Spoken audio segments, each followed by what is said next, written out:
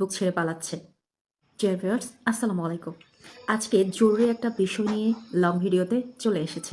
কেমন আছেন সবাই? আশা করছি সবাই ভালো আছেন এবং সুস্থ আছেন। নতুনদের উদ্দেশ্যে বলছি, তোমরা যারা নতুন কাজ করতে এসেছো, কিছুদিন কাজ করার পর যখন ভিউ পাও না, তখন ফেসবুক ছেড়ে চলে যাচ্ছ। এই ধরনের কাজ করা যাবে না। তবে হ্যাঁ, অনেকে আছে ৫-৬ মাস কাজ করার পর তারাও পেজে কোনো ধরনের ভিউ পায় না এবং তারাও ফেসবুক ছেড়ে চলে যাচ্ছে। তাহলে তোমাদের ভিউজ অবশ্যই বাড়বে এবং কী কারণে ভিউজ বাড়ে না সেটাও তোমাদের সাথে আলাপ করব। পুরো ভিডিও জুড়েই থাকো, একটু স্কিপ করবে না, কারণ এই ভিডিওতে যে অপশনগুলো আমি দেখাবো সেগুলো তোমাদের জন্য খুব বেশি গুরুত্বপূর্ণ। তো শুরু করা যাক ভিডিওটি। ভিডিওর শুরুতে আমি প্রথমেই বলবো, তোমরা এমন এমন কিছু বিষয় খেয়াল করবে যেটা করার কারণে বা ওখানে থাকার কারণে তোমার ভিডিওতে ভিউ আসছে না। কারণ তোমার প্রোফাইল কিংবা পেজ যদি রিকমেন্ডেড না হয়, তাহলে তোমার ভিডিওগুলো কখনোই মানুষের কাছে যাব। প্রোফাইলের আইকনের পাশে যে সেটিংস অপশন আছে, সেই সেটিংস অপশন থেকে আমরা প্রথমেই চলে যাব ডিফল্ট অডিয়েন্স সেটিংস এই অপশনে গিয়ে আমরা দেখব যে সব কিছু আমাদের সেটিংসটা পাবলিক করা আছে কি না। পাবলিক করা থাকলেই তোমাদের কনফার্ম হয়ে গেল, তাহলে আর সমস্যা নাই। কারণ তোমার পোস্টগুলো নিয়মিত যে আপলোড করবে সেটা অবশ্যই পাবলিকের কাছে পৌঁছাতে হবে, সবখানে যাবে এবং তোমার প্রোফাইলে ভিউ আসবে।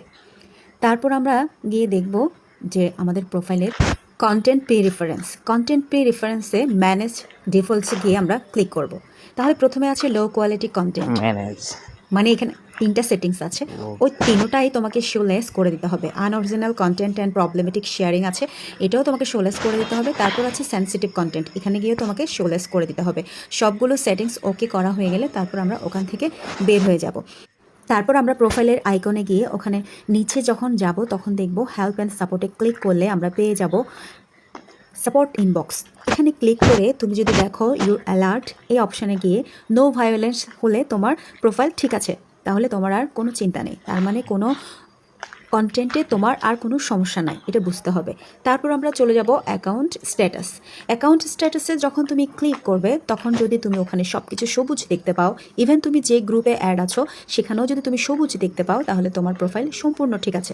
আর যদি কোনো ইস্যু দেখতে পাও, তাহলে সঙ্গে সঙ্গে সেই গ্রুপ থেকে তোমাকে লিভ নিতে হবে, তাহলেই তোমার ওখানে আবারও সবুজ দেখা যাবে। সো এই সেটিংসটা গেল।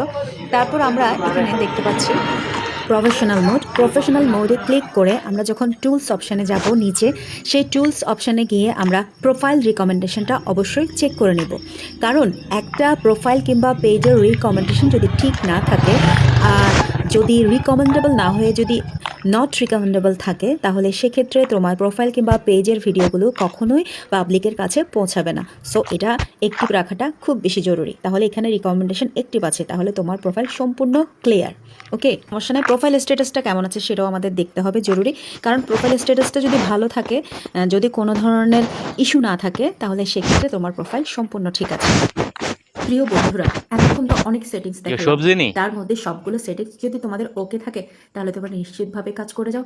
একটা সময় গিয়ে তোমাদের ভিডিও ভাইরাল হবে এবং ফর ইউতে চলবে। কারণ কখন কোন পোস্ট কিংবা ভিডিও ফর ইউতে যাবে, সাজেস্ট ফর ইউতে, সেটা কেউ জানে না, সেটা একদম ফেসবুকের হাতে।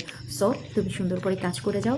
আর আমার এই ভিডিওটি ইনফরমেটিভ কোনো তথ্য থাকলে সবার মাঝে ছড়িয়ে দাও, তাহলে যারা কাজ শুরু করেছে তারাও বুঝতে পারবে। ফেসবুক থেকে সফলতা পেতে গেলে ফেসবুকের সাথে অবশ্যই ধৈর্য ধরে লেগে থাকতে হবে, তাহলে ফেসবুক থেকে সফলতাটা পাওয়া যাবে। ভালো থেকো সবাই। নতুন আরেকটা